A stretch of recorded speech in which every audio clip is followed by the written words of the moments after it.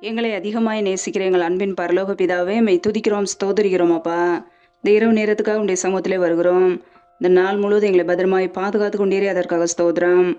ஒவ்வொரு நாளும் கண்ணின்மணி போல எங்களை பாதுகாத்து கிருபையோடு ஜீவனோடு வைத்திருக்கிறீரே, நன்றி அப்பா.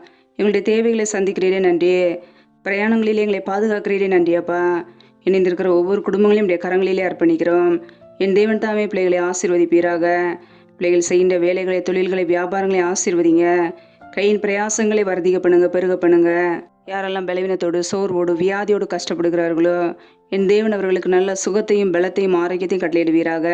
இந்த இரவு நேரத்தில் இன்பமான தூக்கத்தை தாங்கப்பா. அதிகாலையில் எழுந்து தேவ சமத்திலே காத்திருக்க கிருபதாங்க.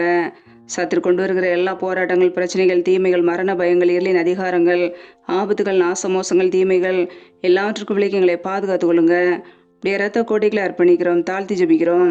இயேசு கிறிஸ்தின் மூலம் ஜெபிக்கிறோம், ஜீவனுள்ள நல்ல பிதாவே, ஆமேன்.